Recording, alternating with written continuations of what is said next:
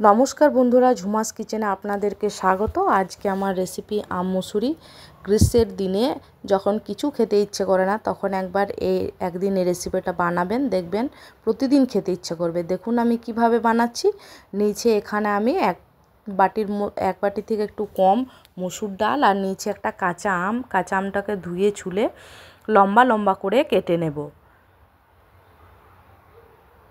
দেখুন লম্বা লম্বা করে কেটে নিয়েছি।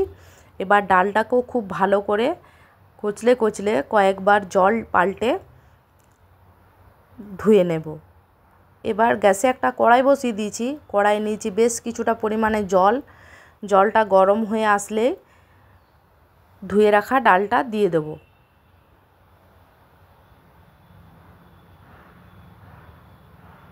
ডালটা ফুটে আসলেই সাদা ফেনার মতো যেটা থাকে সেটা হাতাতে করে তুলে নেব।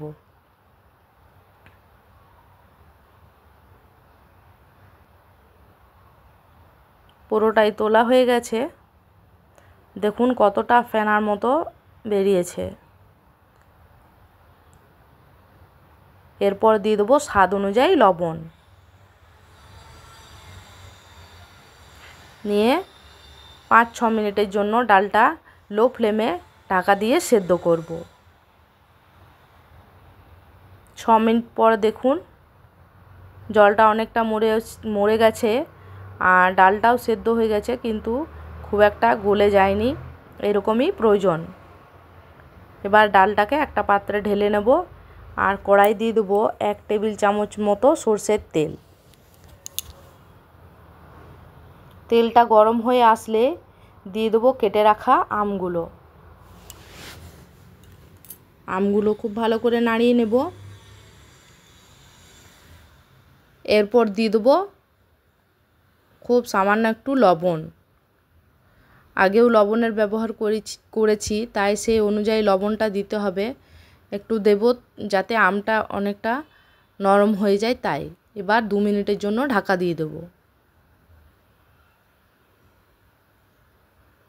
আঁচটাকে কমিয়ে দেবো। আবার ঢাকা খুলে দেখুন ভালো করে নাড়িয়ে নেব। এরপর দিয়ে দেবো পরিমাণ মতো হলুদ। এখনও পর্যন্ত আমি ডালে কোনো হলুদের ব্যবহার করিনি, তাই সেই পরিমাণ অনুযায়ী হলুদটা দিতে হবে। হলুদটা দিয়ে খুব ভালো করে নাড়িয়ে আবারও 2 মিনিটের জন্য ঢাকা দিয়ে দেবো, যাতে আমটা একটু নরম হয়ে যায়। আবার ঢাকা খুলে আমটাকে নাড়িয়ে নেব, আর সেদ্ধ করে রাখা ডালটা দিয়ে দেব।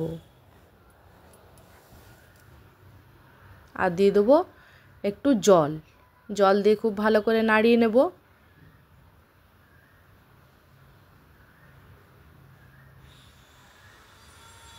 এরপর আরও একটু জল দিয়ে দেবো। জলটা কম মনে হচ্ছিল, তাই এবার ঢাকা দিয়ে দেবো 3 মিনিটের জন্য লো ফ্লেমে। দেখুন ঢাকা খুলে ডালটা আরও একটু সেদ্ধ হয়ে গেছে এবং আমটা নরম হয়েছে, কিন্তু খুব একটা গলে মিশে যায়নি। এরকমই রাখতে হবে। এবার কড়াই দিয়ে দিয়েছি 2 টেবিল চামচের মতো সরষের তেল। দেব 2টো শুকনো লঙ্কাকে 2 টুকরো করে ভেঙে দিয়েছি। 2টো তেজপাতাকে 2 টুকরো করে কেটে নিয়েছি, আর নিয়েছি 1 চামচ মতো কালো সরষে। এবার ফোড়নটাকে খুব ভালো করে সাঁতলে নেব।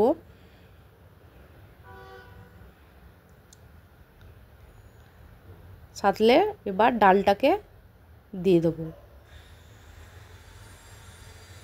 ডালটা দিয়ে খুব ভালো করে নাড়িয়ে নেব,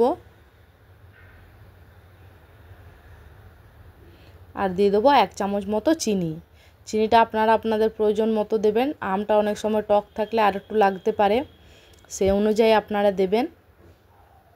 অনেকে আবার পছন্দ নাও করতে পারেন, তাহলে নাও দিতে পারেন, তবে আম ডালে একটু চিনি দিলে ভালো লাগে।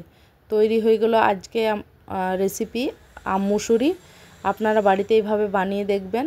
লাইক, কমেন্ট, শেয়ার করে আমার পাশে থাকবেন। ধন্যবাদ।